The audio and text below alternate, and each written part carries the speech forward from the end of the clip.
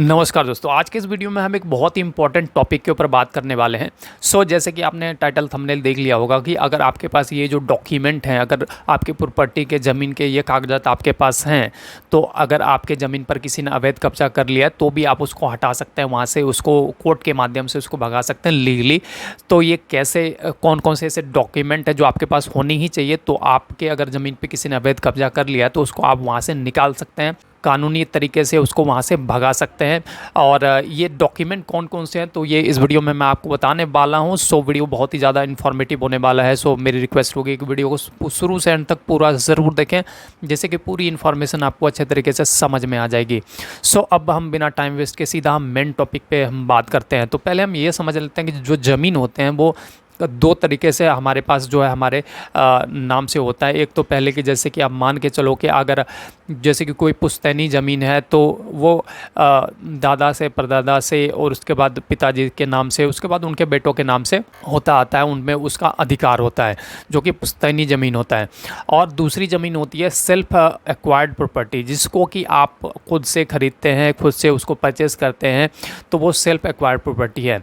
तो अब यहाँ पे ये समझ लेते हैं कि आपके ज़मीन के कौन कौन से वो कागजात हैं जो आपके पास होने चाहिए, जिससे कि अगर कोई व्यक्ति, कोई दूसरा थर्ड पर्सन आपकी ज़मीन पे कब्जा कर लेता है तो उसको आप लीगली कोर्ट के माध्यम से उसको वहाँ से भगा सकते हैं, उसको वहाँ से निकाल सकते हैं और अपनी ज़मीन को दोबारा से आप हासिल कर सकते हैं। क्योंकि ऐसे बहुत से जो केसेस हैं देखे जाते हैं कि ज़मीन किसी और व्यक्ति ने खरीदा है, ज़मीन किसी और व्यक्ति का है, बट किसी थर्ड पर्सन उस ज़मीन पे कब्जा कर लेता है और वहाँ से निकलता नहीं है।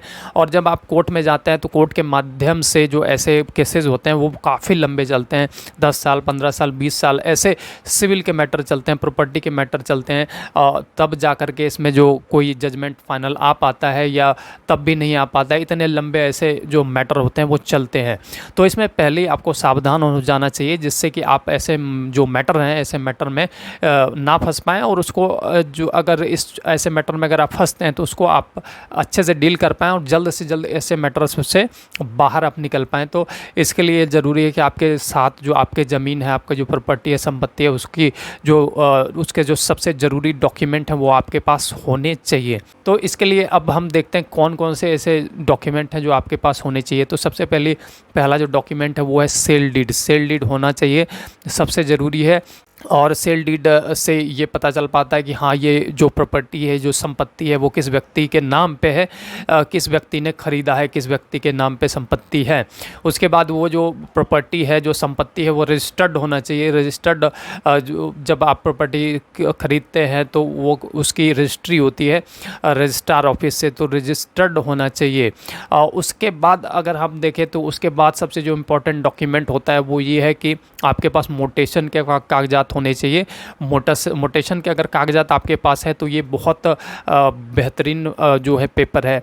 रजिस्ट्री के पेपर, मोटेशन के पेपर और सेल डीड के पेपर, ये तीनों बहुत ही इंपॉर्टेंट पेपर है, कागजात हैं, डॉक्यूमेंट है। अगर ये तीनों डॉक्यूमेंट आपके पास है, आपके नाम से है, या आपका जो ज़मीन है वो पुश्तैनी ज़मीन है, तो वो ये जो पेपर्स हैं वो आपके पिताजी के नाम से हैं या आपके दादाजी के नाम से है, या अगर आपने खुद से उस संपत्ति को अर्जित किया है, खुद से ख़रीदा है, तो वो जो तीनों पेपर मैंने आपको बताया कि सेल डीड हो गया, आपका रजिस्ट्री हो गया, आपका जो मोटेशन का पेपर है वो आपके नाम से है। तो अगर कोई भी आपके ज़मीन पे अवैध कब्जा करता है तो उसको आप कोर्ट के माध्यम से लीगली उसको आप वहाँ से जल्द आप अपने ज़मीन से भगा सकते हैं और दोबारा से अपने ज़मीन पे कब्जा आप ले सकते हैं। तो ये जो डॉक्यूमेंट है सब बहुत ही ज़्यादा इम्पॉर्टेंट है, बहुत ही ज़्यादा महत्वपूर्ण डॉक्यूमेंट हैं। और ऐसे जो मामले होते हैं, ऐसे मामलों में कब्जा दोबारा से लेने के लिए अगर कोई अवैध कब्जा आपकी ज़मीन पे कर लेता है तो उसके लिए जो है ये मैटर्स पहले आपका एसडीएम कोर्ट में जाता है। एसडीएम कोर्ट में आपका वाद जो है ऐसे मामलों में दायर किया जाता है। अगर कोई थर्ड पर्सन ज़मीन पे कब्जा कर लेता है, थर्ड पर्सन दावा देता है आपकी ज़मीन पे, तो एसडीएम कोर्ट में ऐसे मामले दायर किए जाते हैं। और वहाँ पे जो है दोनों पार्टी जो आपका डॉक्यूमेंट है वो प्रोड्यूस करती है।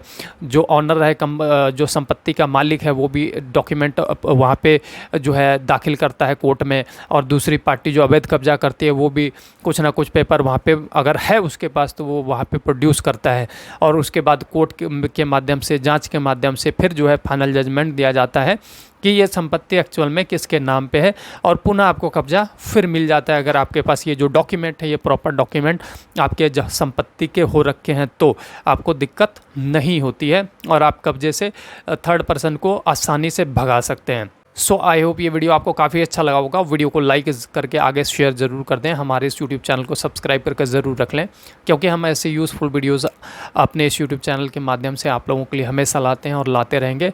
सो वीडियो के अंत तक देखने के लिए आप सबका धन्यवाद।